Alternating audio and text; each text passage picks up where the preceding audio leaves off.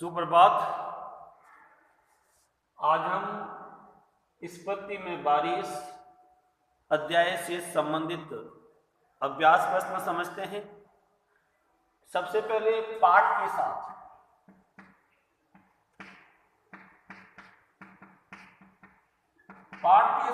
में पहला प्रश्न है हमारा, इतिहास में स्फूर्ति का वर्णन नहीं मिलता क्यों? देखिए, एक तो वहां की विचित्र भौगोलिक स्थिति है, विचित्र भौगोलिक स्थिति है, नंबर एक। नंबर दो, वहां कोई राजा, किसी राजा का शासन नहीं रहा। वहां किसी राजा के शासन की पहुंच वहां नहीं रही।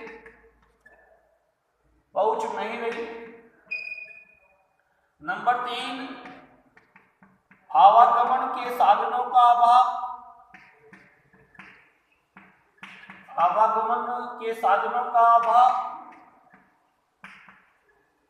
नंबर चार, दुर्गम रास्ते।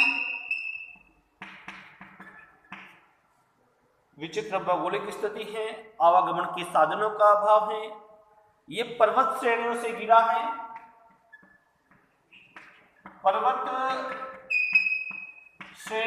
घिरा हुआ है।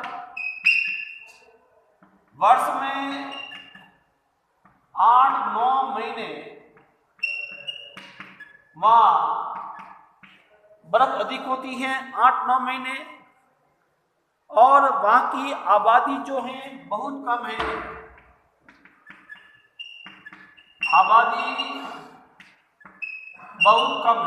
ये सारे कारण हैं। इस कारण इतिहास में स्फूर्ति का वर्णन नहीं मिलता है और वहां पर मानवीय गतिविधियों का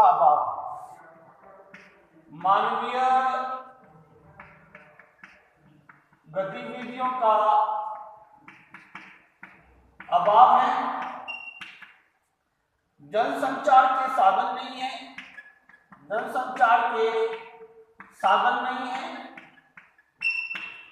इन सभी कारणों से इतिहास में स्फूर्ति का वर्णन नहीं मिलता है। सबसे बड़ी बात यह है कि कभी भी स्फूर्ति जो है किसी के अधीन नहीं रहा है, वो हमेशा स्वायत्त रहा है, स्वतंत्र रहा है। दूसरा प्रश्न,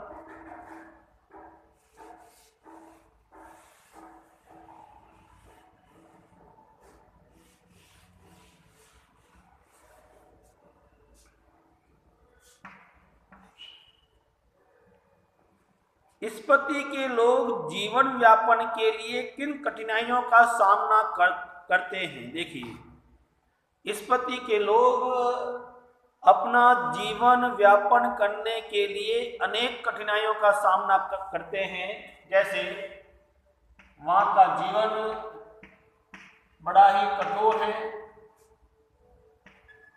वहां 8 से 9 महीने बर्फ रहती है, वहां सिर्फ 2 ऋतुएं होती हैं, वसंत और शीत। वहां लकड़ियों का अभाव है,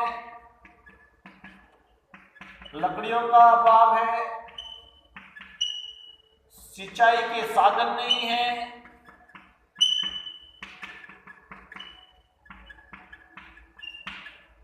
फसल जो है साल में एक बार ही होती है।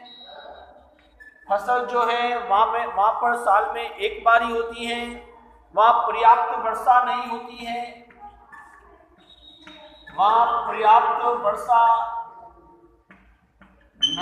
है। और वहां रोजगार के साधन नहीं है। वहां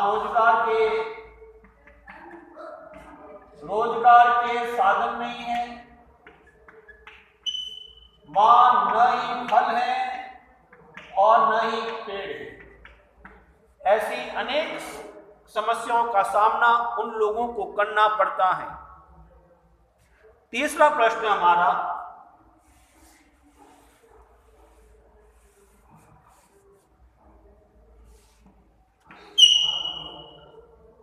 लेखक माने श्रेणी का नाम बौद्धों के माने मंत्र के नाम पर करने के पक्ष में क्यों है? देखिए, बौद्ध धर्म में माने मंत्र की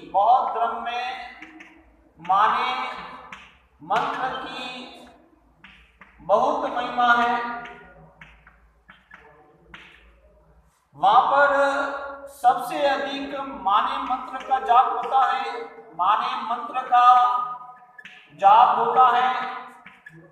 वहां पर बहुत अधिक माने मंत्र का जाप होता है।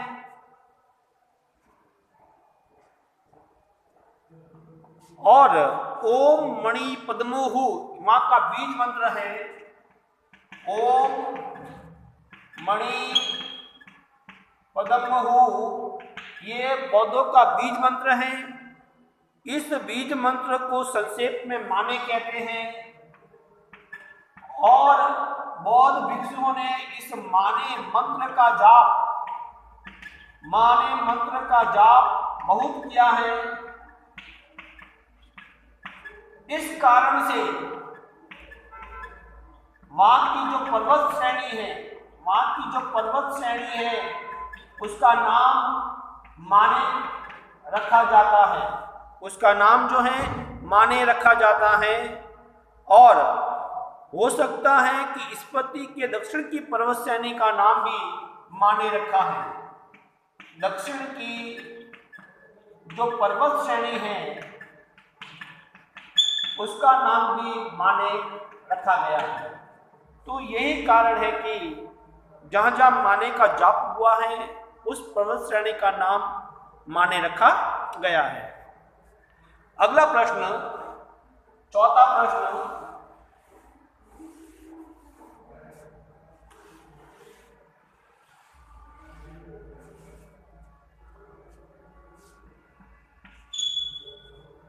प्रश्न, ये माने की चोटियां बूढ़े लामाओं के जाप से उदास हो गई है। इस पंक्ति के माध्यम से लेखक ने युवा वर्ग से क्या आग्रह किया है? देखिए, यानी कि माने के जाप से, देखिए माने इन बूढ़े लोगों के माने के जाप से वहां का वातावरण नीरस व बोझिल हो गया है। लेखक पहाड़ों व मैदानों से युवक युवतियों को बुलाना चाहता है। लेखक इन पहाड़ों पर युवक युवतियों को बुलाना चाहता है ताकि उन लोगों के जीवन में एक नया जोश आ सके। युवक युवतियां वहां कीड़ा करे, युवक युवतियां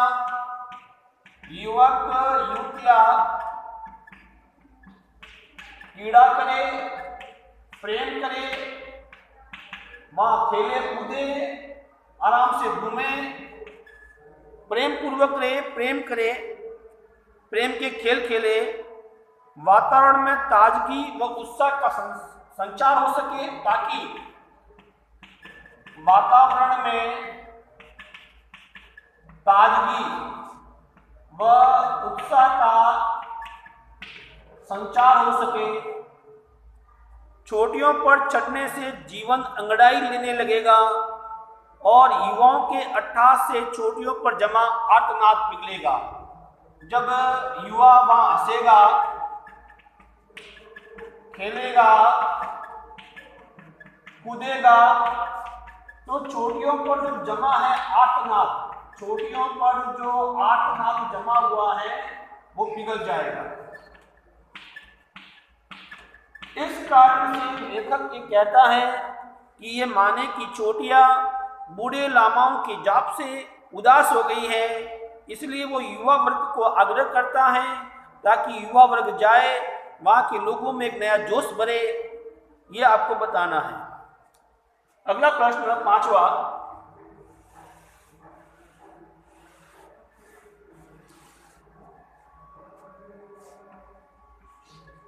पांचवा प्रश्न, वर्षा या एक घटना है, एक सुखद संयोग है, लेखक ने ऐसा क्यों कहा है? लेखक बताता है, देखिए लेखक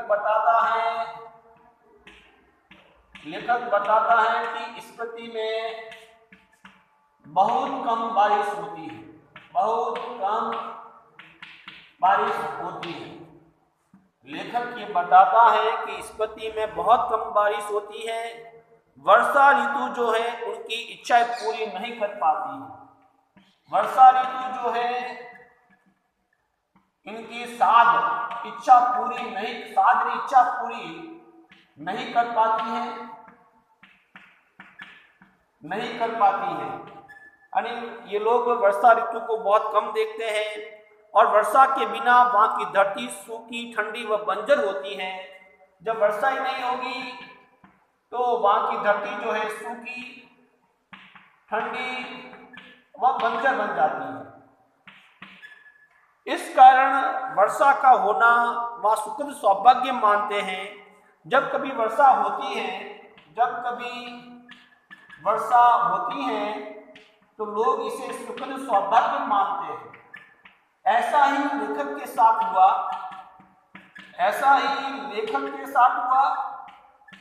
जब लेखक वहां पर गया, स्पति में गया, और जब वहां बारिश हुई, लोगों ने कहा कि आपकी यात्रा सुखद हो गई है और हमारे लिए सौभाग्य की बात है। और इस कारण से मां वर्षा जो है एक सुखद संयोग मानी गई है। अगला प्रश्न, छठा प्रश्न,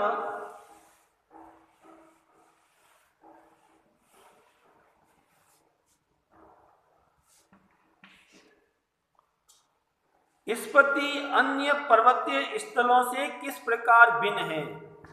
देखिए स्पति जो है अन्य पर्वतीय स्थलों से इस प्रकार भिन्न है कि वहां की ऊंचाई जो है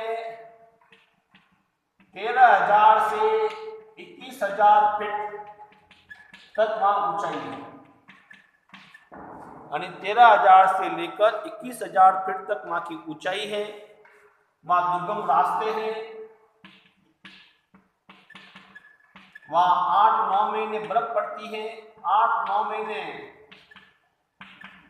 बर्फ पड़ती है। वहां 2 ऋतु होती है, एक वसंत और एक शीत। वहां के लोग जो है फसल साल में एक बार ही प्राप्त करते हैं। वहां पर जो है फल नहीं होते हैं, वहां पेड़ नहीं होते हैं, वहां वर्षा का अभाव है, आवागमन के साधन नहीं है, सिंचाई की व्यवस्था नहीं है,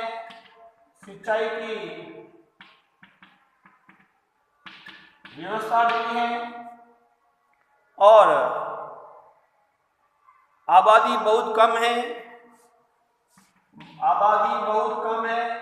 प्रति वर्ग किलोमीटर 4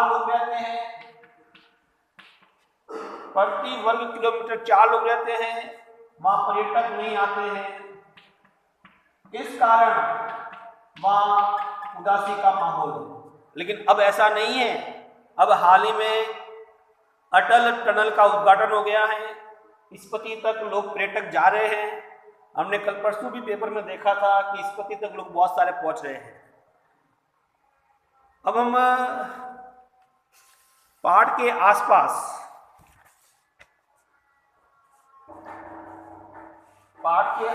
में से समझते हैं।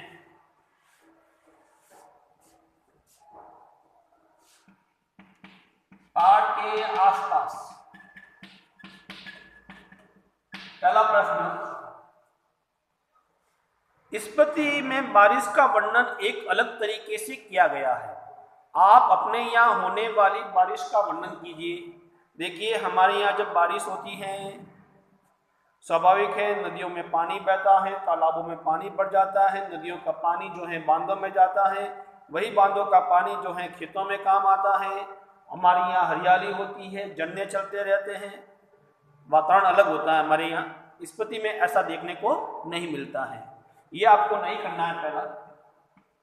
दूसरा प्रश्न, स्पति के लोगों और मैदानी भागों में रहने वाले लोगों के जीवन की तुलना करनी है। किनका जीवन आपको ज़्यादा अच्छा लगता है, क्यों? देखिए, स्वाभाविक है मैदानी भाग, ये मैदानी भाग और ये स्पति वाला भाग। देखिए, यहाँ का वातावरण जो होगा रहना सुखद होगा, वहाँ का कष्टदायक होगा। देखिए, वहाँ पर हमारे यहाँ रोजगार के साधन होते हैं, वहाँ नहीं होते। हम लोग खेती कर सकते हैं, उन लोगों के लिए खेती के भी साधन नहीं है। अपने यहाँ 6 ऋतु, वर्षा ऋतु, सर्दी, गर्मी सब होती हैं, वहाँ पर सिर्फ 2 ऋतुएं होती हैं, वसंत और शीत। अपने यहाँ मौसम जो है अधिकांश सामान्य रहता है, वहाँ पर मौसम जो है 8-9 महीने जो है बर्फ रहती है।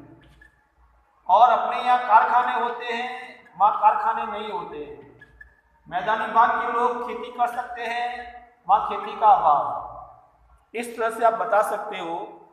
तो सुख साधनों की कमी होती है, निस्संदेह मैदानी भाग का जीवन अच्छा होता है। फिर है अगला प्रश्न, तीसरा, पाठ के आसपास में ही तीसरा प्रश्न। तीसरा क्या है? स्पति में बारिश एक यात्रा वृत्तांत है। इसमें पात्र के उसमें यात्रा के दौरान किए गए अनुभवों, यात्रा स्थल से जुड़ी विभिन्न जानकारी व बारीकी का वर्णन किया गया है। आप भी अपनी किसी यात्रा का वर्णन लगभग 200 शब्दों में लिखिए। लिख लीजिए प्रश्न आप, किसी पर्वतीय प्रदेश की यात्रा का वर्णन अपने शब्दों में लिखिए। अपने शब्दों में लिखिए।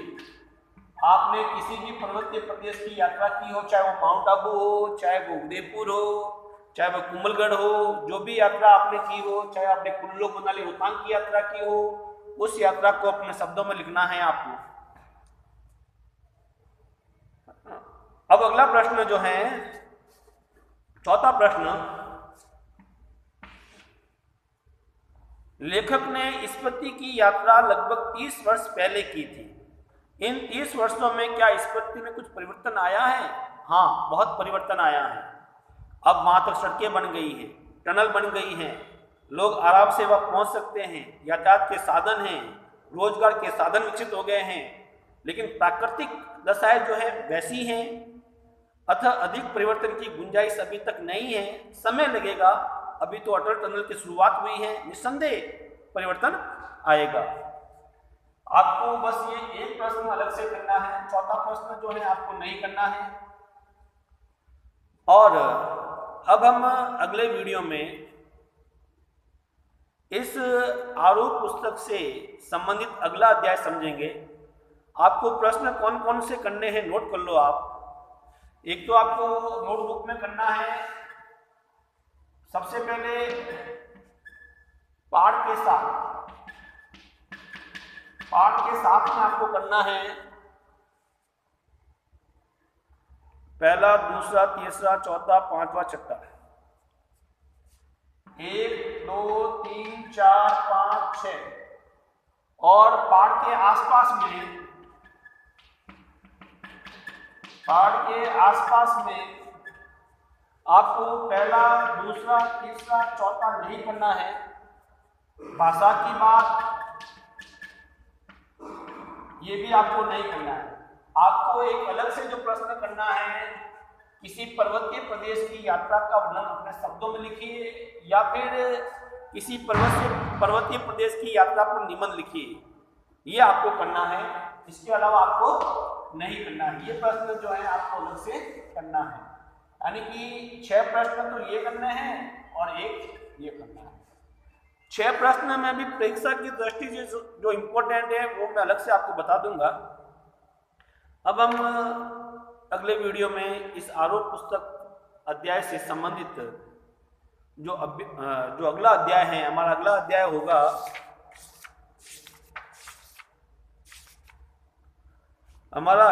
होगा जामुन का पेड़, कृष्णचंद्र। इस अध्याय को हम समझेंगे और इसके बाद अंतिम पाठ रहेगा जवाहरलाल नेहरू भारत माता। इसके बाद हम पद्य शुरू कर देंगे। धन्यवाद।